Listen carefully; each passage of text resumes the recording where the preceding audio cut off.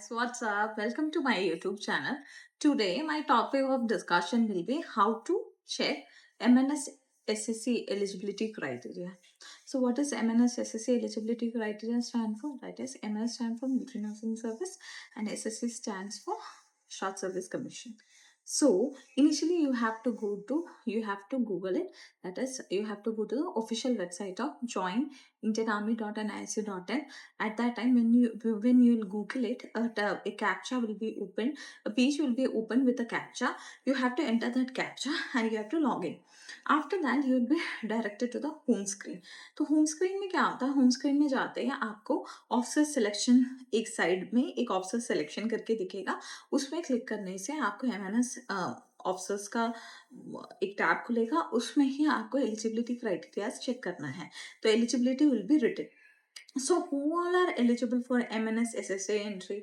You must be having a doubt, right? What does this MNS SSC criteria stands for, or what does this SSC stands for?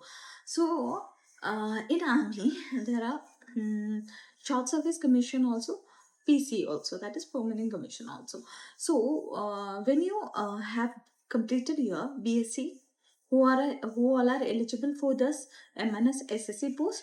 That is, who have completed their BSc, who have completed their PBBC, who have completed their MSc nursing. These people are eligible for MNS SSC entry. Okay, once they are eligible for all these things, you can apply for it. ठीक है.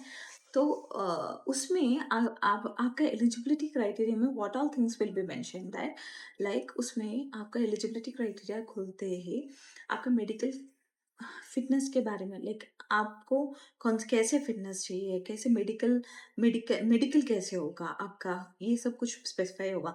आपका written test कैसे होगा, उस eligibility criteria के अंदर include किया होगा.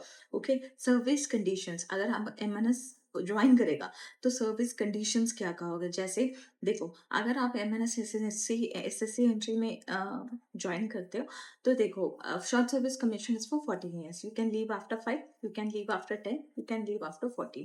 बट अगर इन बिटवीन अगर आपने कोई कोर्सेज कर लिया है तो बॉन्ड पीरियड ऐड हो जाता है, तो फिर आप स्पेसिफाइड टाइम पे छोड़ नहीं पाओगे. ओके, ये है. और 20 years कंप्लीट करने से आपको पेंशन मिलता है. Okay, that is for PC, permanent commission. And age limit देखते हैं कितना डेट ऑफ बर्थ से कितना डेट ऑफ बर्थ तक आप अप्लाई कर सकते हो. उसमें लिखा होगा जो लेटेस्ट नोटिफिकेशन आएंगे. एंड रिटन एग्जाम्स कैसे होंगे, it will be specified. And salary structure कैसे होगा, आपका कौन सा बेसिक पे लेवल होगा. It will only mention the basic पे ऑफ योर्स. ठीक है, उसको देख के डर मत जाना. बेसिक पे ही वो मेंशन किया जाता है, बाकी पर्क्स वगैरह नहीं दिखाया जाता है. देन सर्विस कंडीशंस लिखा हो जाता है एंड मेडिकल स्टैंडर्ड्स लिखा होता है. And always check the latest notifications. देखो, नोटिफिकेशन या एलिजिबिलिटी क्राइटेरिया जो मिलता है वो अकॉर्डिंग टू नोटिफिकेशंस चेंज हो जाता है. लेट्स से 2016 में आपका एलिजिबिलिटी क्राइटेरिया आ रहा था, वो सेम नहीं होगा 2026 का. तो आपको, और ये एमएनएस एसएससी एंट्री कब आता है, जब फौज में वैकेंसी होता है तभी वो रिलीज करता है. इट्स नॉट लाइक दैट कि जैसे एम्स में 2 बार होता है, स्टैंडर्ड है, आते हैं.